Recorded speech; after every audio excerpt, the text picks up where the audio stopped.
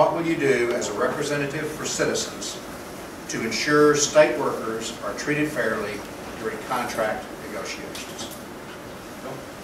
Well, this has kind of been a hot topic when you look over at Wisconsin the last couple of years, and you saw lots of angry people over there, and it kind of, I think that's kind of what they're looking at to see if anything's going to happen over on this side, over in Minnesota side.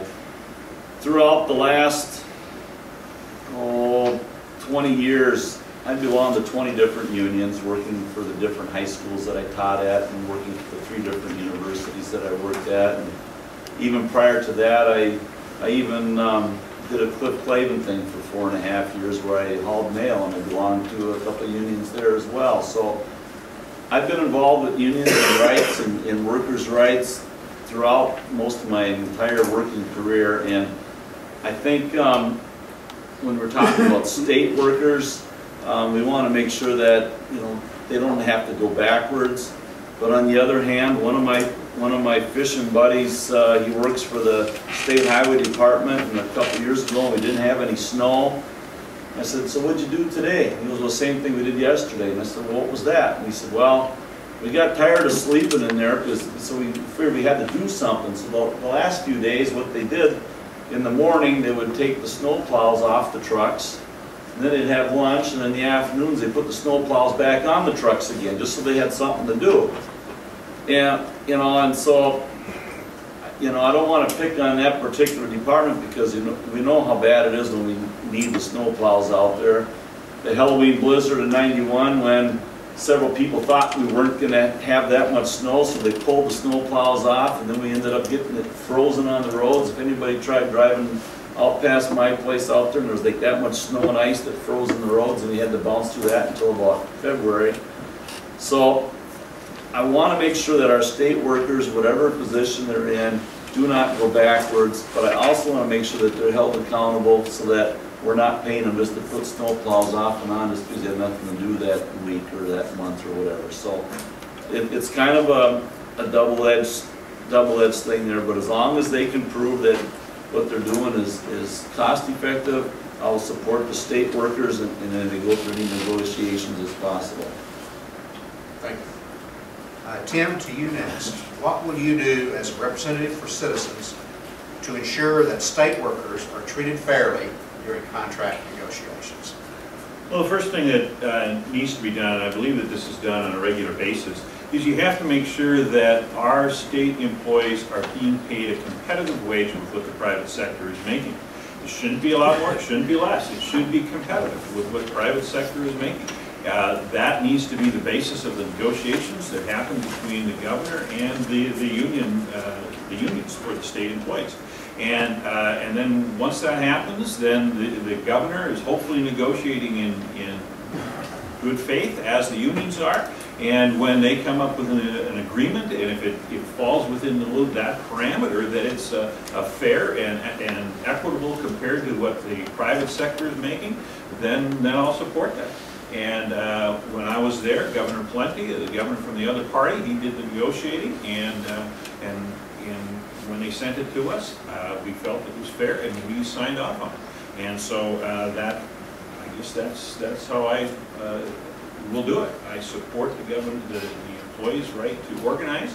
Without doubt, I support that, and will support the negotiated contract if it's negotiated in good faith. Ben, what will you do as a representative for citizens to ensure state workers are treated fairly during contract negotiations? Well, I've been a state worker. I've been a state employee. I used to work for the Municipal Pollution Control Agency, like I said earlier. One of the reasons people take a job with the state of Minnesota is that there's more stability. Your pay doesn't necessarily go up as fast as the private sector during boom times, but it doesn't fall as fast or get eliminated like it does in the private sector during the bad times. So you trade some of that potential extra income during the good times for the stability during times like this. And about every state employee is represented by one union or another, whether it's AFSCME, MAPE, And both the governor and his team negotiates with the union, and then it's sent to the legislature to be approved or disapproved. And at times there's impasses that need to be worked through. But if I'm elected, I know what state workers have gone through. I know the different freezes that they've had to go through and endure during budget crunches. But we need to make sure that we're also fairly representing the citizens and the people of Minnesota, and not just caving in to unions. We need to be able to make sure that we're giving a fair deal for the people of Minnesota in the negotiations, as well as a fair deal for the workers who are supposed to be public servants. They're out there plowing the roads. They're out there, doing any number of different things, checking on various tanks, wastewater treatment facilities, things of that nature. So we need to make sure that they're being taken care of. We also need to make sure that we're being responsible with the money of the state of Minnesota. Tony, lastly, what will you do as a representative for citizens to ensure state workers are treated fairly during contract negotiations? Well, first and foremost, I think that we really need to value our state workforce. We have a tremendous state workforce, and all too often in these debates, one of the first things many politicians do is vilify our state workforce and try to act like that's going to be a way out of this. We need to value our workforce and recognize that Minnesota has one of the leanest state workforces in the entire country. We really do a good job. We have a dedicated workforce that always needs oversight, and contract negotiations can get tense. It's actually healthy to have a little tension between management and labor. It's part of the deal. But we need to make sure that we have that core value of our workforce, not pursue divisive policies like right to work, the Wisconsin debacle they just went through that created such an uproar. I've got a long history of supporting our workers in the state and making sure that we get a fair deal for the people and a fair deal for the workers that respects the work that they do. Given that long track record that I have, I'm very proud to have consistently gained the endorsements of AFSCME and of NATE.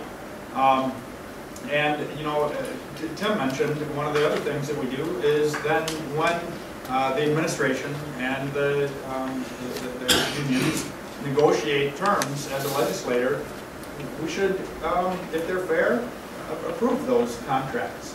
We just recently saw in a highly partisan act the current legislature get together in an extraordinary manner outside of the legislature being in session and block the approval of the contract negotiated between the Dayton administration and the current workforce, right on the heels of taking this workforce through the longest, most devastating state shutdown in the nation's history. And that was really hard on our workers. And I think that we got a fair deal out of them. It was actually going to save quite a bit of money on the health insurance. There was going to be some additional co-pays and deductibles.